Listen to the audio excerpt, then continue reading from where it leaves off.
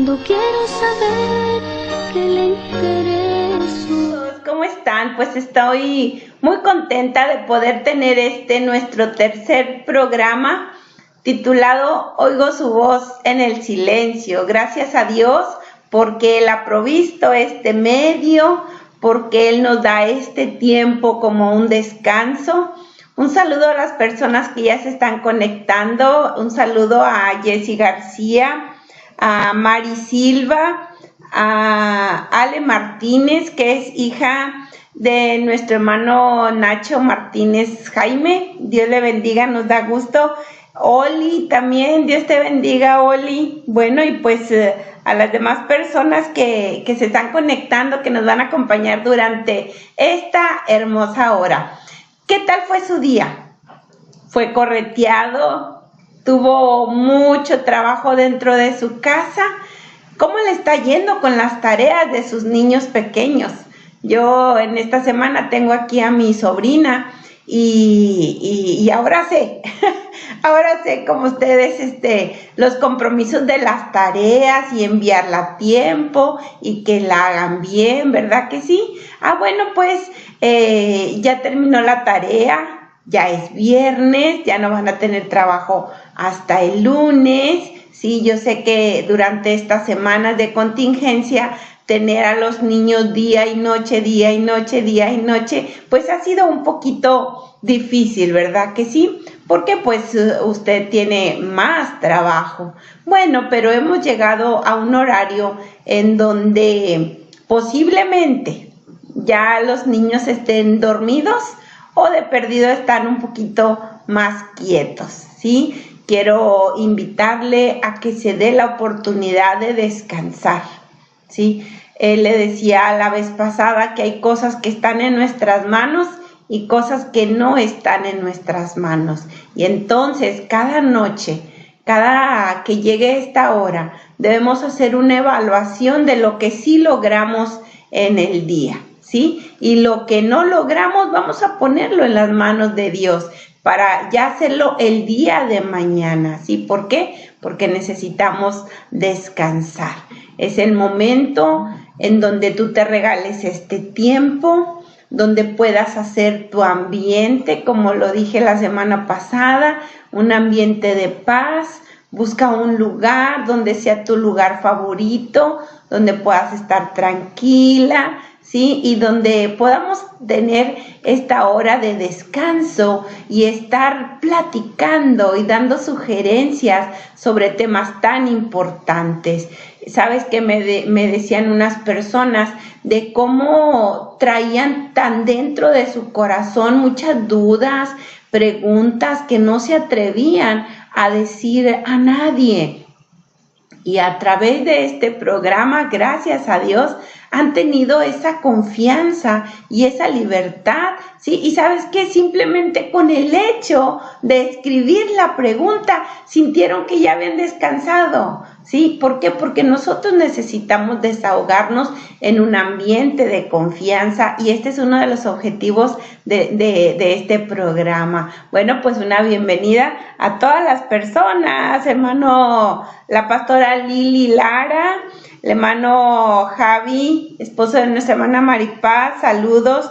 Tere Morales, Cecia Rosales, Dios te bendiga, hija, me da mucho gusto que nos estés acompañando y es tan importante el tema que vamos a ver el día de hoy. Luis Alberto Mireles, Dios te bendiga, Luis, gracias a Dios.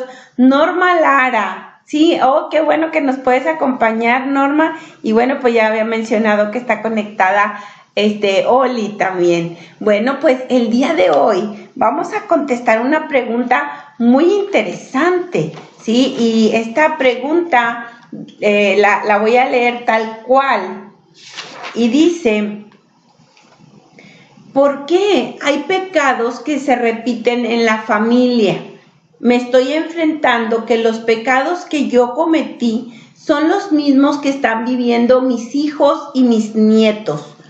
¿Puede pasar esto? ¿Estoy entonces destinada a cometer los mismos errores de mis padres? ¿Cómo puedo ayudar a mis hijos? ¿Sí? Bueno, pues este es el tema que vamos a ver el día de hoy, una pregunta tan interesante, ¿sí? Y bueno, pues yo espero que a través del programa del día de hoy, pues pueda quedar resuelta, porque yo sé que no es la única persona. Todos alrededor podemos ver estas situaciones en otras familias o en la nuestra. Un saludo también a Alma Pesina, Dios te bendiga, gracias por acompañarnos. Y hermana Lupita Nava, Dios te bendiga, Lupita. Pues muchas gracias, porque eso me motiva, claro que me motiva de que no estoy despierta sola. Bueno, pues sabe que durante toda esta semana yo he estado estudiando y pensando en este tema, ¿sí? Y espero con todo mi corazón que Dios hable a su vida. ¿Qué le parece si hacemos una oración? ¿Sí? Olvide por un momento todo lo que quedó pendiente, la ropa tendida, las vasijas, algunas cosas, vamos a dejarlas por un lado, ¿sí? Dedíquese, descanse en este tiempo y yo espero que ya tenga allí su tacita de té y cierre sus ojos y vamos a orar, ¿sí? Descanse.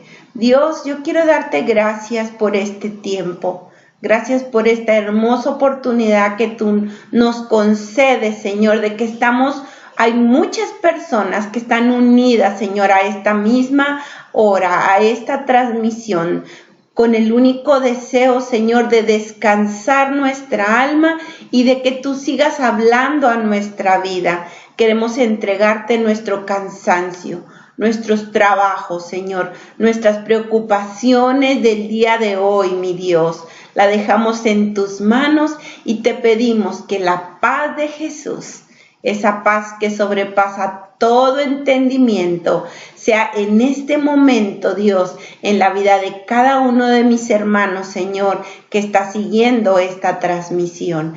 Te doy gracias y te pido, Dios, que envíes tu palabra, que cumpla su propósito, Señor bendito, y que tú nos dirijas a toda verdad y a toda justicia. En el nombre de Jesús. Amén. Gracias a Dios. También nos está viendo la hermana Chona de allá de Mercedes, Texas. Dios le bendiga, hermana. Bueno, pues de verdad que yo he preparado este tema pidiendo la dirección de parte del Señor y quiero iniciar leyendo algunos casos, ¿sí? Mire cómo esto es una realidad, ¿sí? Voy a estar leyendo algunos casos y ponga atención, ¿sí? Y uno de ellos, el primero dice, estos todos son casos relacionados, dice, un esposo vendía u ofrecía a su esposa a otros hombres. Nunca dijo nada, ¿sí? Pasaron los años. La esposa de este señor nunca dijo nada a sus hijos ni a nadie. Cuando ya estaban muy grandes de edad, ella me lo confesó a mí en una terapia. Pasaron los años y me tocó atender a una muchacha. ¿Y sabe quién era esa muchacha? Bueno, esa muchacha me dice que su esposo la ofrece a otros hombres según como una práctica para motivar y mejorar la relación matrimonial. ¿Y sabe qué? Que esa chica es nuera de la primer mujer que les estoy platicando. Sus hijos nunca se enteraron y sin saberlo están cometiendo el mismo error que su papá. De verdad. Es algo que yo supe porque yo conocía a esta familia. Esta muchacha nunca supo el antecedente, pero me sorprendió tanto cuando me pude dar cuenta que aunque sus hijos no sabían nunca, nadie se había enterado de lo que su papá le había hecho a su mamá, ellos estaban cometiendo lo mismo. Caso número 2. Dice, siempre tuve pensamientos suicidas y no sabía por qué. Un día mi mamá se sinceró conmigo y me habló de cómo su abuelo se suicidó, cómo su papá lo intentó varias veces y que cuando ella estaba embarazada de mí, encontró a su hermano ahorcado. Este segundo caso es aquí lo menciono, es un muchacho que recurrentemente él tenía estos pensamientos, ¿sí? Y hasta esta ocasión donde su mamá se sinceró con él y le habló del antecedente. El abuelo de ella, el papá de ella lo intentó, aunque no se suicidó. Y cuando ella, la mamá de este muchacho, estaba embarazada, tenía como 8 meses, ella fue la que encontró a su hermano ahorcado. Este muchacho todavía no nacía, ¿sí? Él estaba en el vientre de su mamá. Y entonces, hasta que él supo esto, pudo entender, ¿sí? ¿Qué le parece el caso número 2?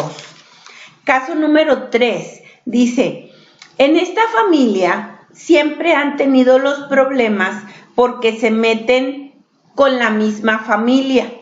Entre primas se roban a los maridos. Los cuñados se meten con las cuñadas. Esta familia, según son cristianos, y tengo miedo que siga esta maldición con mis hijas. ¿Cómo ve? ¿Sí? Creo que lo hemos visto en algunas familias, como este antecedente los sigue persiguiendo, ¿sí? Caso número 4, está difícil, ¿verdad? Caso número 4, hasta donde conozco de mis antepasados, mi abuela y todas sus hermanas vivían solas sin marido, o sea, con hijos, pero sin los maridos. Mi mamá y todas mis tías igual. Yo prometí que en mí no pasaría, pero ahora estoy sola y mi hija mayor también. ¿Cómo ve? ¿Sí? Así como estos casos que acabo de leer, hay antecedentes, ¿sí? Antepasados en la familia, por ejemplo, longevidad. Ve que hay familias en donde duran muchos años y mueren de 90 o de 100 años. ¿Cómo hay antecedentes en la familia donde hay solterones o solteronas que nunca se casa alguien de la familia y pasan generaciones y siempre queda un solterón o solterona? También hay antecedentes en familias que no pueden tener hijos y se persiguen, como que se persiguen las generaciones y se vuelve a presentar. Tanto los casos malos como también los casos buenos. Por ejemplo, antecedentes de ser buenos para la costura, para bordar, para cocinar, ¿sí? Para cantar, para tocar un instrumento, ¿verdad que sí? ¿Sí? También hay el antecedente, no sé, por mencionar algo, de gente que está aferrada a jugar a la lotería, ¿sí? Y ve cómo lo persigue y cómo lo hereda a la familia, o gente que siempre ha vivido en los empeños, en los préstamos de empeño, y pasan las generaciones y sigue igual, ¿sí? El antecedente de gente agarrada, gente tacaña que no le gusta dar, también de gente violenta. Hay antecedentes, ¿verdad que sí? También de mujeres mandonas, ¿sí cierto? Gente que busca ser golpeada, ¿sí? Mujeres que buscan, ¿sí? Yo no lo que podía creer esto, pero hay mujeres que buscan ser golpeadas por el marido porque traen este antecedente en su familia. ¿Cómo ve? Por eso, el día de hoy estaremos viendo algunas realidades con respecto a esta pregunta. ¿Qué le parece? Bueno, voy a poner un video, ¿sí? El primero, y quiero que ponga mucha atención a lo que dice este video acerca de la iniquidad. La mayoría de las personas asume que la Biblia tiene mucho que decir acerca de lo mal que están los seres humanos. Y es verdad. También es cierto que el vocabulario de la Biblia acerca de este tema suena raro para las personas modernas, usando palabras como pecado, iniquidad o transgresión. Así que la perspectiva bíblica sobre la condición humana frecuentemente es ignorada o es tratada como antigua y retrógrada. Esto es lamentable, porque a través de estas palabras, los autores bíblicos nos están ofreciendo un diagnóstico muy profundo de la naturaleza humana. El pecado se refiere al fracaso moral, y transgresión describe cómo rompemos la confianza de otros. ¿E iniquidad? Ya nadie utiliza esa palabra. ¿De qué se trata? En las traducciones bíblicas, iniquidad es una de las maneras en que se traduce la palabra hebrea avón. También se traduce con palabras como maldad, culpa o pecado. Entonces, ¿qué significa avón en realidad? La palabra avón está relacionada con un verbo hebreo, avá, que significa estar doblado o torcido. El poeta escritor del Salmo 38 dice que su espalda está avada, esto es, doblada en dolor. O en Lamentaciones capítulo 3, el camino que no es recto es uno que avaea, o sea, es encorvado y torcido. Esta imagen de estar torcido les ofrecía a los poetas bíblicos una metáfora poderosa para hablar acerca del comportamiento de las personas, como Jeremías, que dijo que Israel había avado su camino al violar su pacto con Dios y entregar su lealtad a los ídolos. O en el libro de Job, una persona que falla moralmente es alguien que avaea lo que es correcto.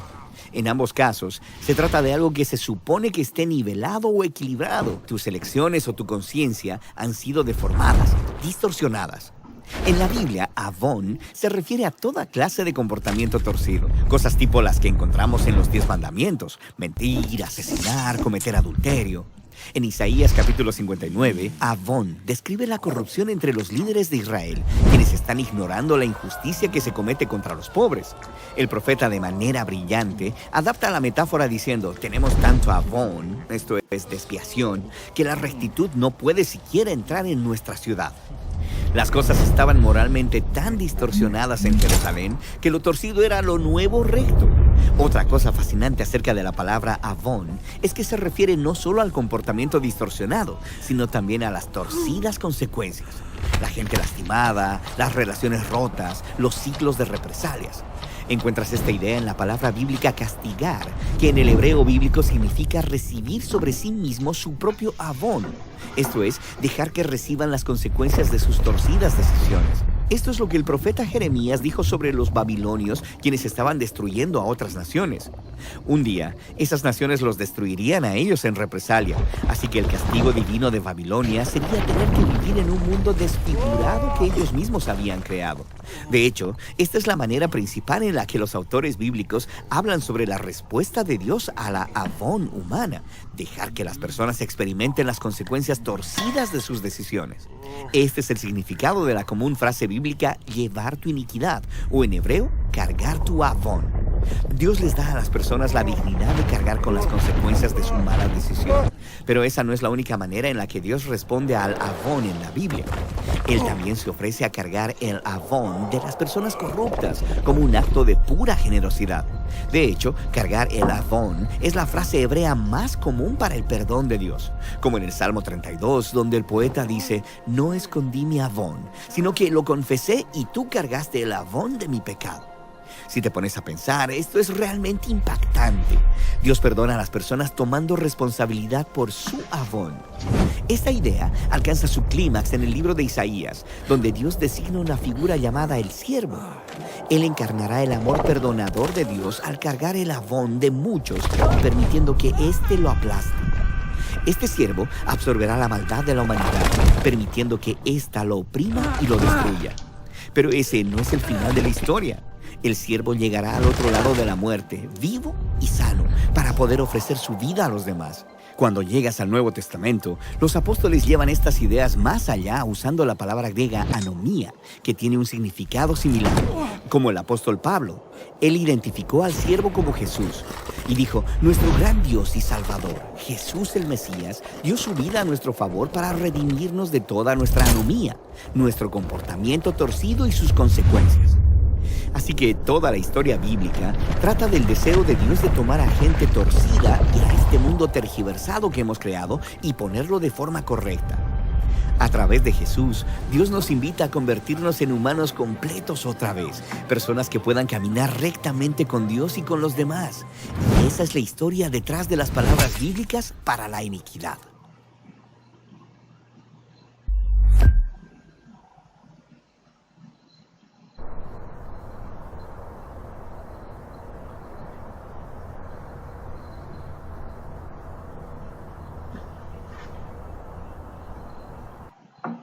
Muy bien, bueno, pues hemos regresado.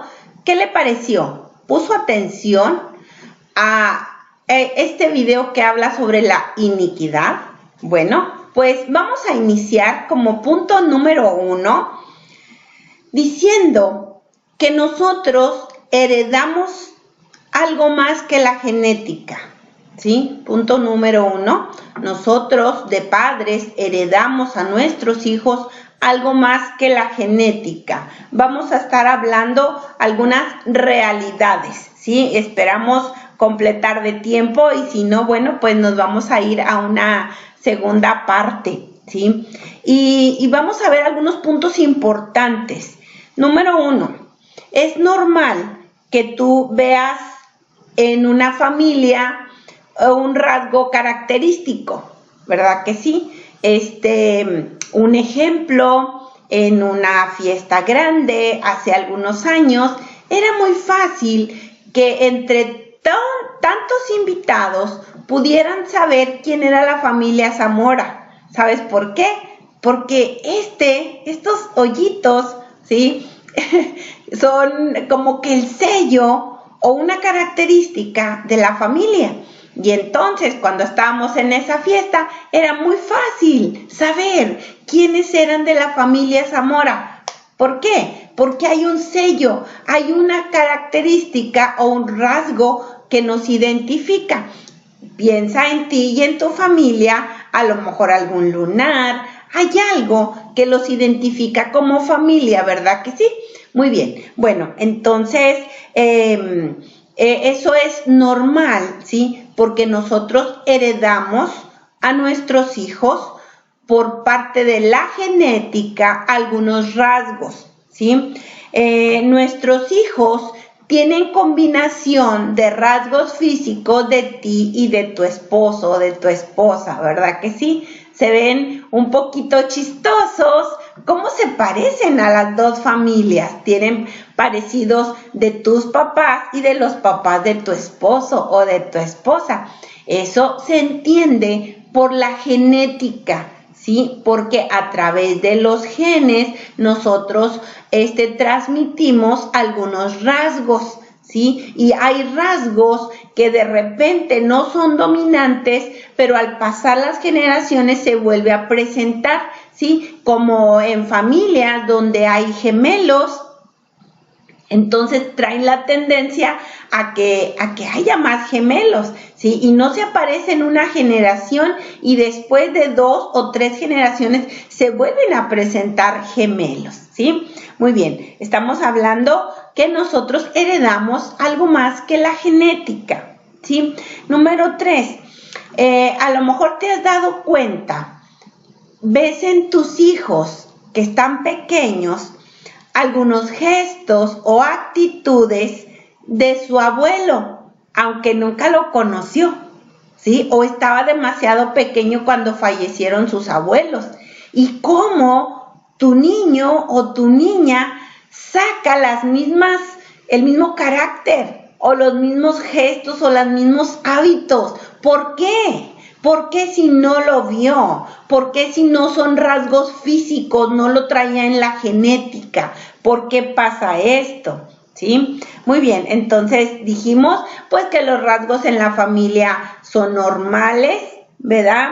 Que hay combinación de rasgos que pueden ser tuyos y de tus padres en tus hijos, ¿sí? Que hay no nada más rasgos, sino gestos, actitudes, emociones o comportamientos en nuestros hijos, aunque no hayan conocido a sus abuelos o a alguien de la familia o bisabuelos, y cómo sacan, ¿sí? Muy bien. Número 4, tenemos que entender que al formarse una nueva vida de dos almas, ¿sí?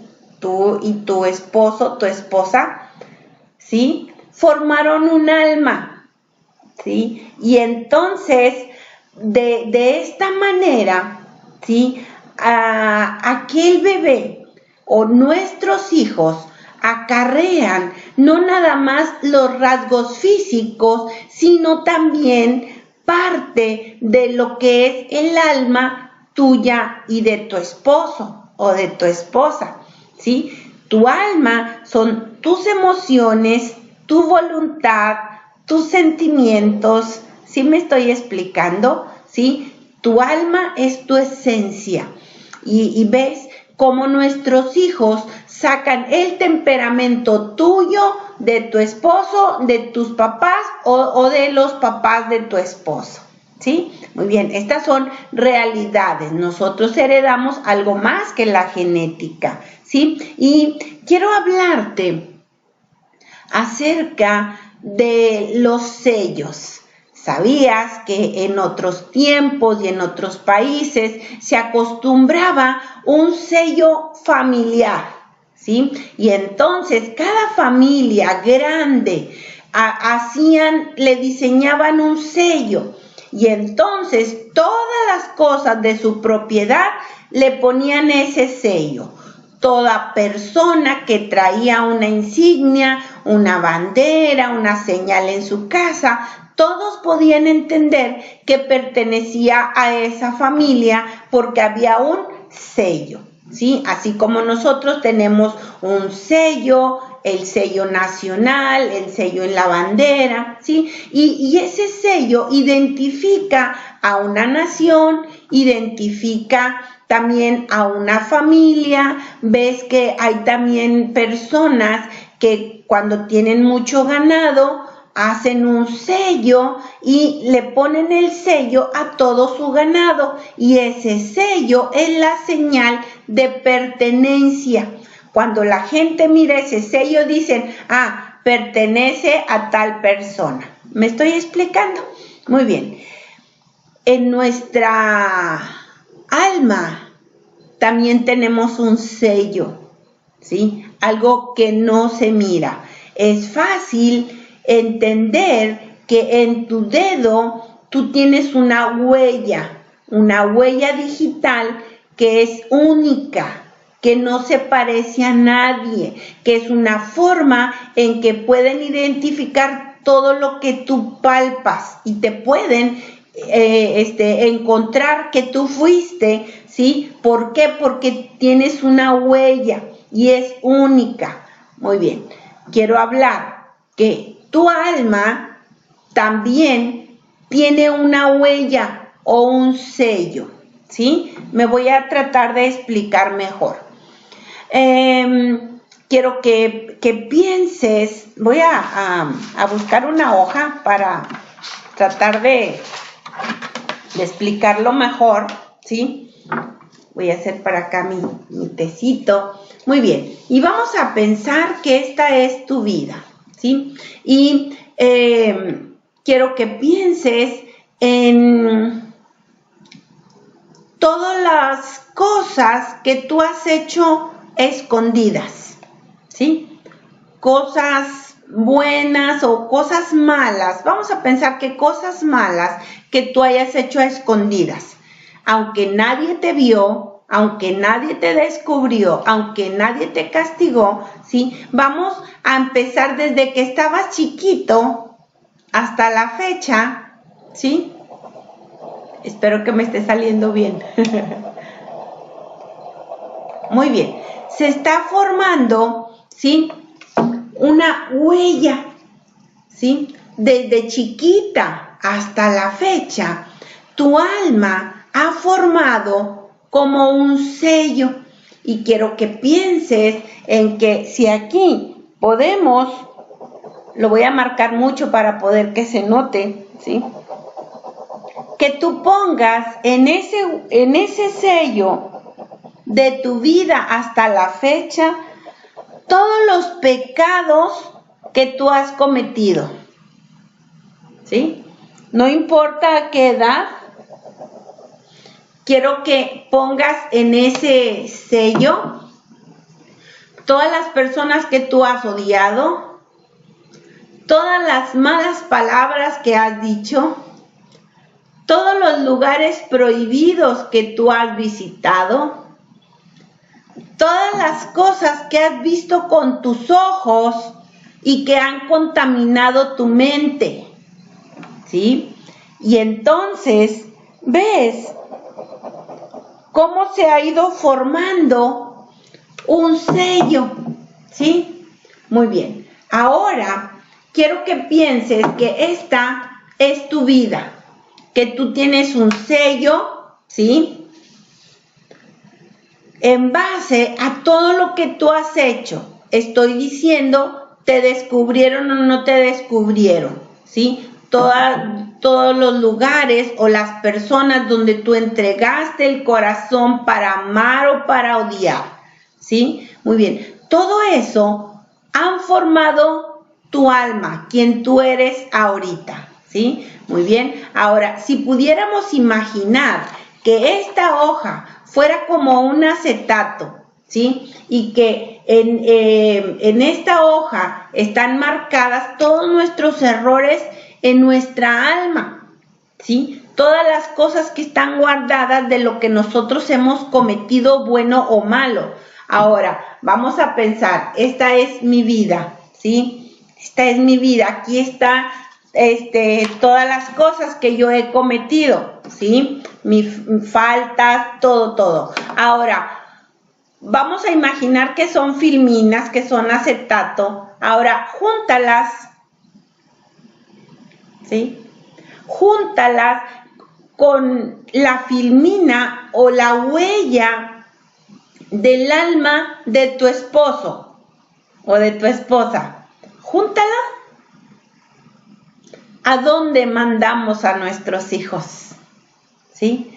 De dos almas se juntan y nosotros heredamos algo más que la genética. ¿Me estoy explicando? Y entonces nosotros heredamos, ¿sí?, las tendencias o debilidades, ¿sí? Porque estamos diciendo que nosotros heredamos algo más que la genética, ¿sí? Y voy a seguir avanzando hasta que esto quede claro, ¿sí? Muy bien. ¿Te has fijado que el doctor hace estas preguntas, ¿sí?, acerca de las tendencias?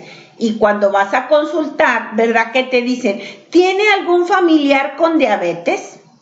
¿Verdad? ¿Tiene familia diabética? ¿Tiene familia con obesidad? ¿Tiene familia con cáncer? ¿Sí? ¿Por qué? ¿Por qué te hace esas preguntas? Si tú de bebé no naciste con cáncer, ni con diabetes, ni con obesidad, ¿por qué te las hace? Ah, bueno, porque los padres heredamos a nuestros hijos algunas tendencias o debilidades. No quiere decir que tú naciste con diabetes, pero quiere decir que tú tienes más tendencia a padecer diabetes que otra persona que no tiene el antecedente. ¿Me estoy explicando? Muy bien. Igual la obesidad, ¿sí? Hay gente que se conforma y dice, bueno, es que yo vengo de familia gordita y por eso voy a ser gordito, ¿verdad que sí? Porque dicen, bueno, pues ya lo traigo por herencia, ¿sí? O por genética, o me lo heredaron mis padres. Y entonces, en ese sentido, nosotros heredamos, ¿sí?, la tendencia o ciertas debilidades, ¿sí? Muy bien, y aunque no nació con esa enfermedad, tiene la tendencia, ¿sí? O eres más propensa. Muy bien, les voy a explicar algo que aprendí de un psicólogo, ¿sí? Este psicólogo es un neuropsicólogo. Él estudia el comportamiento del ser humano observando las neuronas, ¿sí? Te voy a poner un video acerca de las neuronas y ahorita regresamos para explicarte de forma fácil qué son las neuronas y cómo pueden trabajar en el comportamiento humano. Deja ver si lo tengo.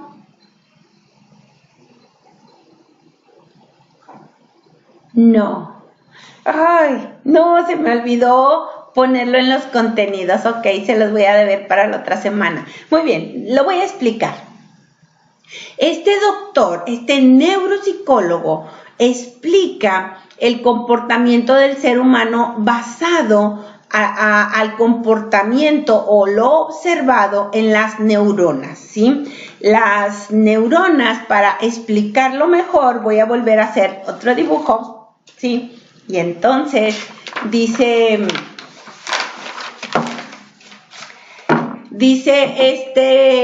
este neuro. Vamos a hacer el ejemplo que este es un cerebro. Uy, no se alcanza a ver. Ok, muy bien. Y entonces, de forma original, vamos a pensar que una neurona tiene esta forma, ¿sí? Y entonces, este doctor explica que esta es la forma original, ¿sí? Pero que cuando una persona hace una acción por repetidas veces, muchas veces la misma acción, esto se convierte en un hábito, ¿sí? Ese hábito se convierte en una costumbre, ¿sí? Y un ejemplo, comer sal, que cuando a tu comida todavía le echan el bote de sal. Bueno, cada vez le ponen más sal a la comida porque se acostumbran y después ya no les sabe. ¿Sí me estoy explicando? Muy bien. Tomar cerveza, comer mucho, ¿sí? Cuando tú empiezas a hacer muchas veces la misma acción, se convierte en un hábito. Ese hábito se convierte en una costumbre. Ok, este neuro dice que esa neurona que tenía una forma original de esta manera, se puede deformar. Una persona, ¿sí?, con el hábito o haciendo muchas veces lo mismo, deforma aquella neurona. Por ejemplo, hablando acerca de los borrachos o de las personas que toman cerveza, ¿sí? Han deformado esa neurona, ¿sí?, que después ya no pueden sentir saciedad nada más con una cantidad, ¿sí? Sino ahora, para poder sentirse bien, tienen que llenar por completo.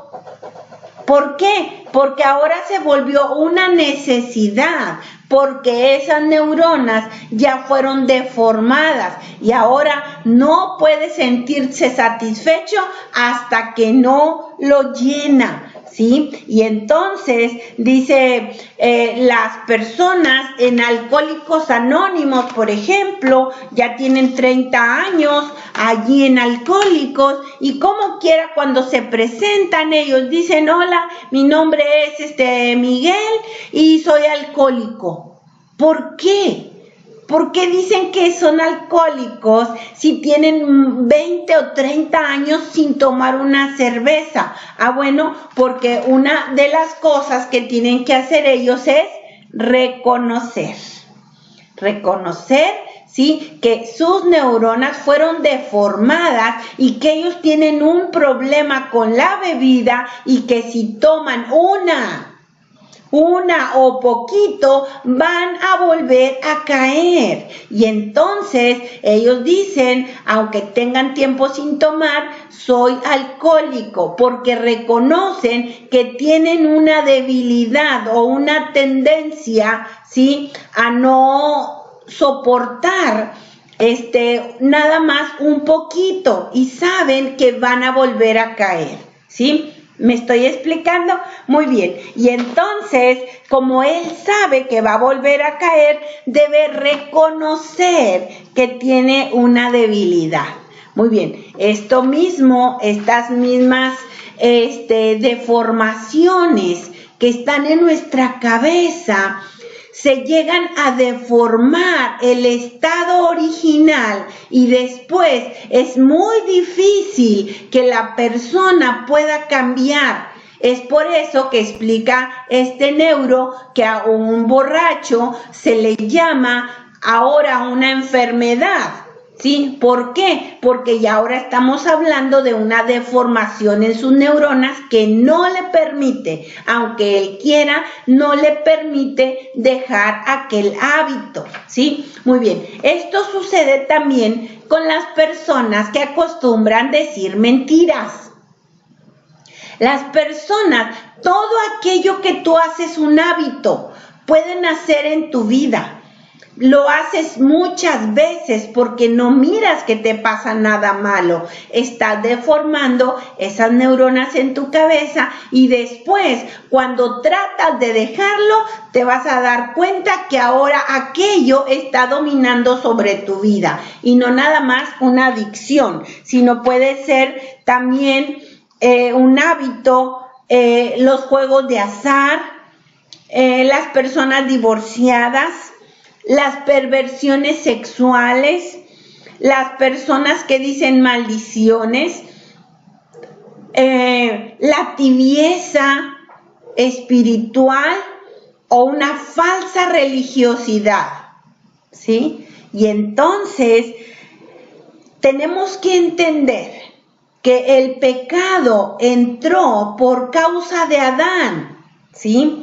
Pero entró por un hombre, Adán, ¿sí? Y luego, por cuanto todos pecamos, estamos destituidos de la gloria de Dios. Y entonces, este mismo neuro descubrió algo y dice que después, un ejemplo, cuando tú inflas un globo, ¿sí? Lo infla, se deforma su tamaño original y luego lo desinflas, ¿sí? Le sacas el aire, ¿verdad? Que aquel globo no vuelve a tener su forma original o volver a su tamaño original después de que fue deformado. Ah, bueno, por eso él explica que se le llaman ya una enfermedad. En vez de llamarle un pecado, se le llama una enfermedad. Pero él descubrió algo muy importante. Él tenía un paciente, ¿sí? Un paciente registrado que él estaba estudiando las neuronas del cerebro de esta persona. Y dice que de un día para otro encontró sus neuronas regeneradas a su estado original. Y le llamó mucho la atención, él no podía creer que estuviera pasando esto. Y entonces, al platicar con el paciente, le encontró que había tenido un encuentro real con Dios.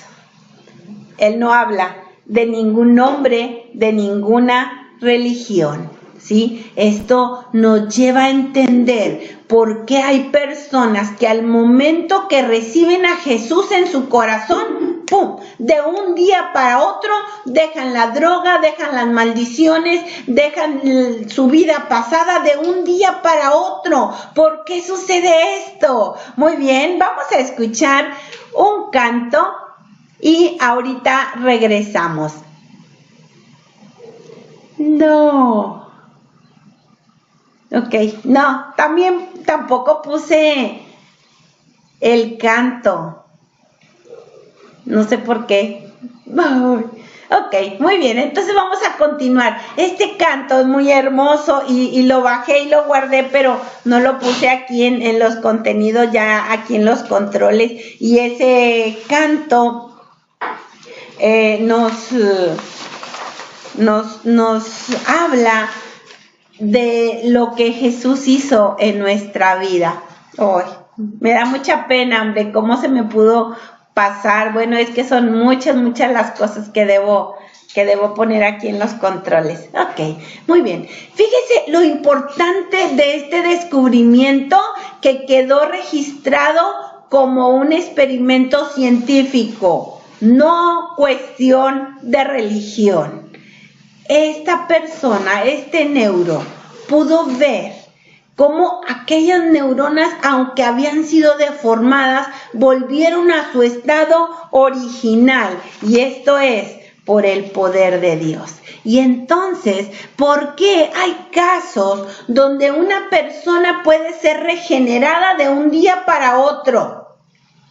¿Y por qué hay otras que batallamos toda la vida con ciertos hábitos o ciertas costumbres? ¿Verdad que sí? Muy bien. ¿De qué depende? ¿Por qué si Dios puede hacer esto? ¿De quién depende? ¿Depende de Dios? No. No depende de Dios. ¿Sabes qué? Depende de nosotros. Depende de la relación y la convicción y la entrega de la persona para con Dios. No de Dios. Él tiene el poder y Él desea, ¿sí?, hacer esto en nuestras vidas.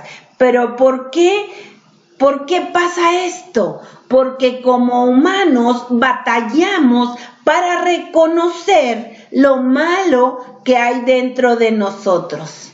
¿Sabes por qué? Porque nos vestimos de religiosidad. Nos escondemos detrás de la Biblia, nos escondemos detrás de una pantalla de buenas obras y no queremos reconocer hoy tú y yo como cristianos, como personas que asistimos a una iglesia, que tenemos el temor a Dios. ¿Sabes qué? Vivimos encerrados o queremos cubrirnos de una religiosidad en la que decimos, ¿qué esperanzas? Yo no, a mí no me puede pasar, yo no puedo cometer aquello, ¿sí? Quiero ponerte otro video que habla precisamente acerca del pecado para que podamos reconocer. ¿Sí? Muy bien, este sí lo tengo aquí a la mano y bueno, espero que te sea de bendición y ahorita regresamos.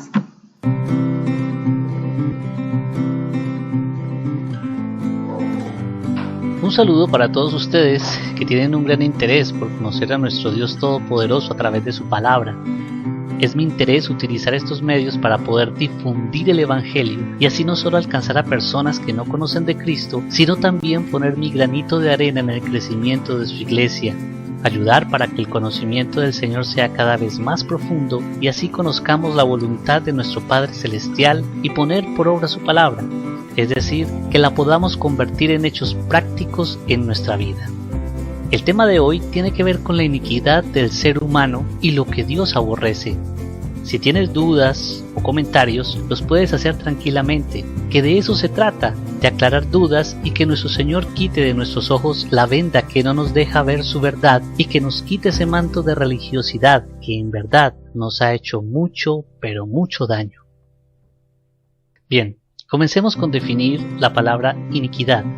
La iniquidad es la conducta repetitiva de pecado, patrón de conducta que toma asidero en nuestra forma de ser y pasa de una generación a otra, lo que nos impulsa a hacer lo que no queremos hacer, que nos inclinemos o cedamos ante su naturaleza destructora. Es una semilla destructora que pasa de una generación a otra, arraigándose cada vez más hasta que queda como un pecado escrito en nuestros corazones. Según el diccionario de la Real Academia Española, Iniquidad es maldad, injusticia grande. En los diccionarios encontramos esta definición: injusticia o maldad en el modo de actuar de una persona. Aunque la iniquidad no es pecado, es aquello que nos lleva a pecar. Su fruto es el pecado, es la maldad en esencia y está intrínseca en el ser humano. No existe ninguna persona sobre la faz de la tierra que no sea mala. Salmo 14 del 1 al 3 dice lo siguiente: dice el necio en su corazón, no hay Dios, se han corrompido, hacen obras abominables, no hay quien haga el bien. Jehová miró desde los cielos sobre los hijos de los hombres para ver si había algún entendido que buscara a Dios. Todos se desviaron, a una se han corrompido, no hay quien haga lo bueno, no hay ni siquiera uno. Todos somos inicuos, nuestro corazón es engañoso. Desde nuestro nacimiento se encuentra esa semilla de maldad que con el tiempo comenzamos a desarrollar y que se empieza a evidenciar en nuestra conducta familiar, social e íntima, que en últimas nos convierte en pecadores. La frase Dios odia al pecado pero ama al pecador me pone los pelos de punta, porque esto quiere decir que el Señor abomina el acto de pecar pero no el que lo comete. Entonces, si eso es cierto, Dios debe castigar el acto de pecar, mas no al hombre. Pero en la Biblia dice que el juicio es para el pecador. Lea Salmos 98 del 8 al 9 que dice lo siguiente: los ríos batan las manos, los montes todos hagan regocijo delante de Jehová, porque vino a juzgar la tierra, juzgará al mundo con justicia y a los pueblos con rectitud. Porque el pecado en sí es un efecto que necesita de una causa consciente para poderse desarrollar, y esa causa es el ser humano. Esta frase, que se ha utilizado por muchos años en el cristianismo moderno, pretende justificar al hombre pecador y decirle en cierto sentido: mira, tú eres una víctima, no tienes la culpa de la maldad que existe en ti, por lo tanto no te preocupes, porque Dios te ama. Es cierto que Dios ama al ser humano, pero ¿por qué lo ama?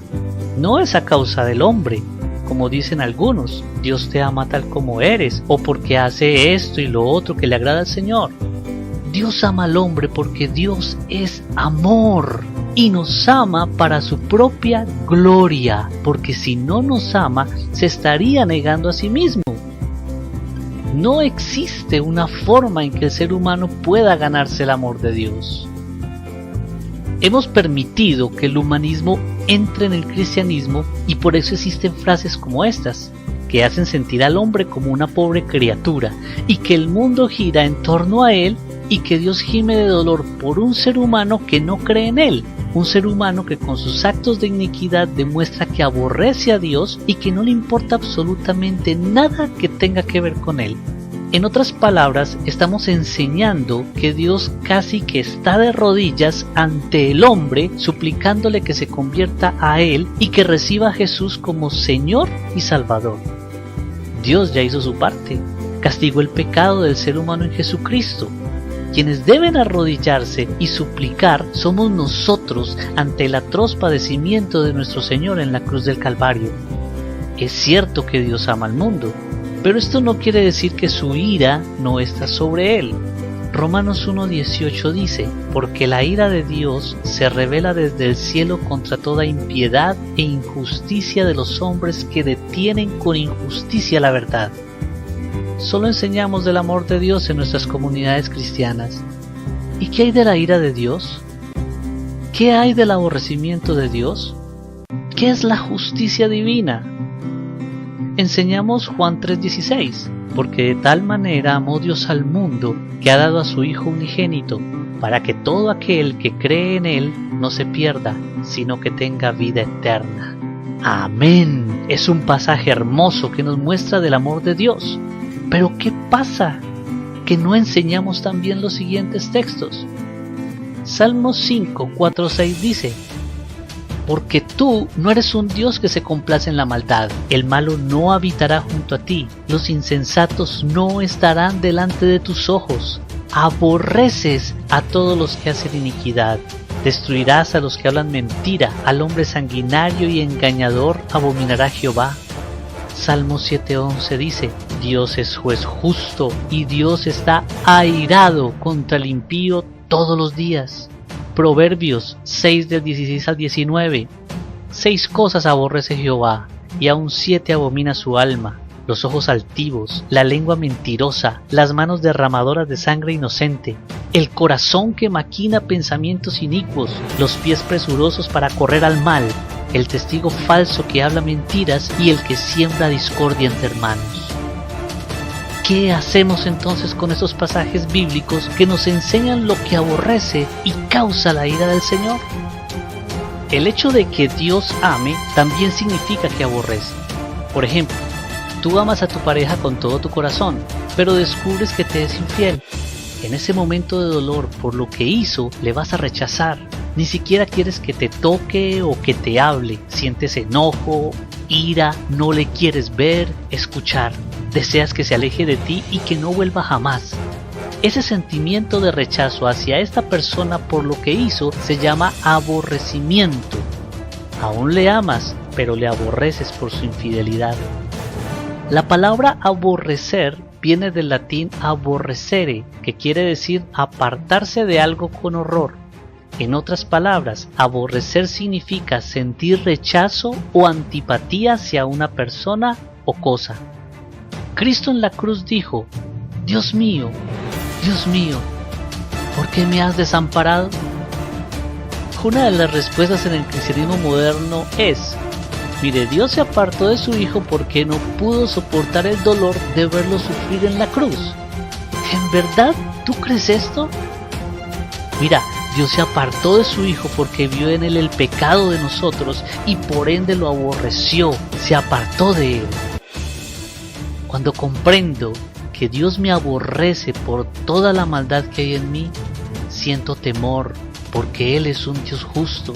Mi corazón se entristece y clamo a Él por su perdón y misericordia, porque mi deseo es agradarle y que su amor sea derramado sobre mí y no que su ira se manifieste. Piensa por un momento, Dios no es Papá Noel, no es un viejito al cual podemos burlar, no nos está ofreciendo un amor incondicional, no es un niño acostado en un pesebre extendiendo los brazos para que le carguemos.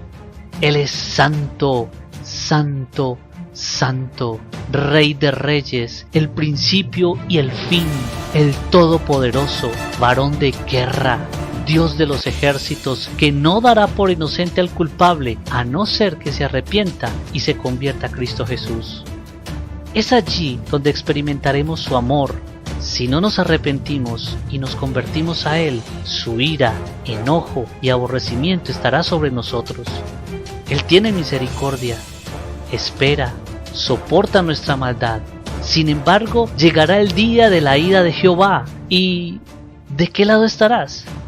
¿De los que se arrepintieron y gozarán de la vida eterna? ¿O de los que siempre pensaron que el Señor es puro amor y tolerancia y por eso nunca se arrepintieron de corazón y serán lanzados al lago de fuego? No se engañen. Dios da vida y Dios mata. Él ama y aborrece. Dios es santo y es terrible. Es Dios de los ejércitos, ante el cual toda rodilla se doblará cuando vuelva en majestad. Santiago 2:19 dice: Tú crees que Dios es uno, bien haces, también los demonios creen y tiemblan. ¿Y tú? ¿Por qué no estás temblando?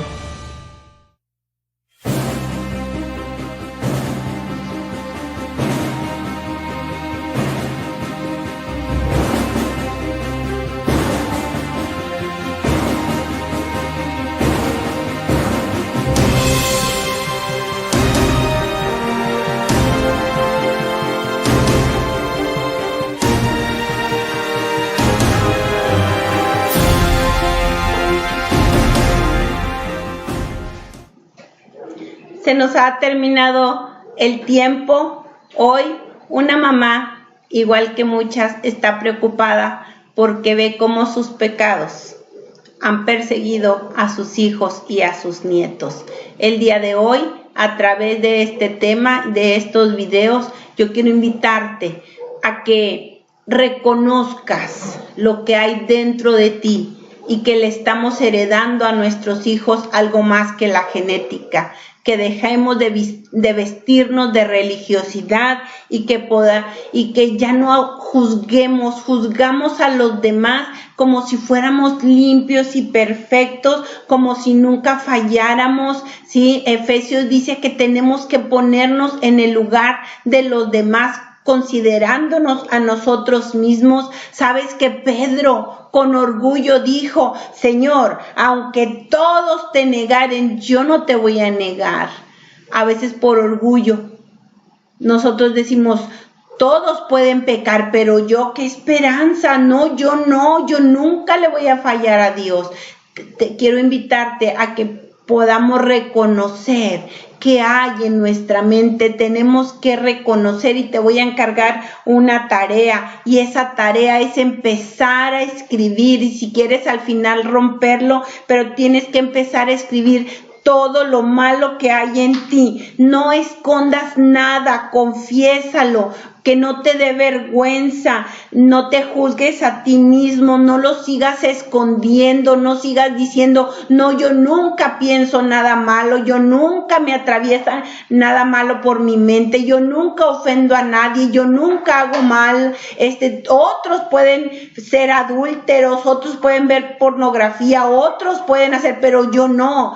Quiero invitarte, por el bien de tu familia, de los que viven dentro de tu casa, que lo primero es reconocer que aunque no lo has cometido, está en tu mente, ¿sí? Y esta va a ser una de las tareas. ¿Te gustaría saber cuál es la forma de borrar esa huella? El enemigo sabe cómo llegar a nosotros, ya sabe cómo tumbarnos. ¿Te interesa saber esa forma? Bueno, te invitamos a que no faltes el próximo viernes a las 11 de la noche en este programa titulado Oigo su voz en el silencio. Un tema muy importante que todo cristiano debe tener claro en su vida, ¿sí? Y entonces esta mamá está preocupada. Se puede perseguir, se puede heredar los pecados de los padres, las faltas, y que por eso lo estén viviendo sus hijos.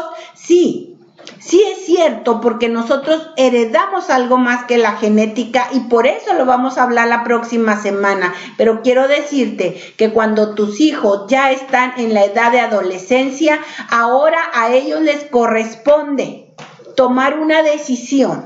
Así como en tu vida, tú puedes traer un antecedente de parte de tu familia, pero tú puedes decidir: aunque mi familia es diabética, yo no, porque me cuido. Aunque mi familia viene con una obesidad, yo me cuido y yo no. Es una decisión personal. De la misma manera, la misericordia de Dios ha sido grande para contigo y para conmigo, ¿verdad que sí? La Escritura dice que la ley de Cristo, cuando nosotros recibimos a Jesús en nuestro corazón, Él quita la esclavitud y la ley del pecado sobre nuestra vida. El pecar es una decisión personal, y tus hijos, aunque traigan una tendencia, una debilidad, ellos necesitan recibir a Jesús en su corazón, ellos necesitan quebrar aquello, ellos necesitan reconocer qué hay en su mente y en su corazón, cuáles son sus debilidades, así como lo dijo Pablo, las mismas que le he pedido al Señor, y que Él me ha dicho: bástate en mi gracia, porque mi poder se perfecciona en tu debilidad. Bueno, pues la próxima semana vamos a tener que continuar con este tema. Bueno, pues los esperamos. Un saludo a Jesús Carrizales, Catalina, Adriana Castaño, David Botello, Marta Hernández, Maripaz, Alba Rangel, Marisela Leal, Raquel López, Maitel, Mana Guille, Adalí, Avi, Dios te bendiga, Avi, César García, y bueno, pues los otros que ya estuvimos mencionando. Muchas gracias por acompañarnos. Se nos ha terminado el tiempo. Quiero invitarte a que hagas esta tarea. Reconoce lo que hay dentro de ti. Cierra tus ojos y ora conmigo. Dios, quiero darte gracias, Señor. Gracias, Padre, porque tú tienes cuidado de nuestra vida.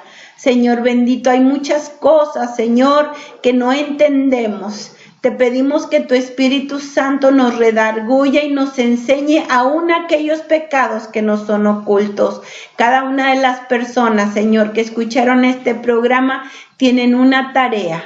Te pido que tu Espíritu Santo, Señor, les enseñe todo lo que hay guardado en su mente y en su corazón y lo puedan reconocer, Señor, y aprender a echarlo fuera, mi Dios, en el nombre de Jesús, para no heredarlo, Dios, a nuestros hijos. Te pido que esta noche sigas trabajando en nuestras vidas, Dios, y que nos des un descanso, Señor, en el nombre de Jesús. Te lo pedimos.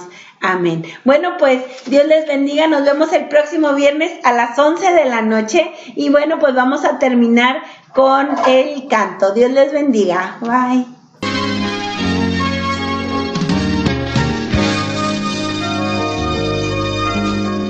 Siento su mano en mi hombro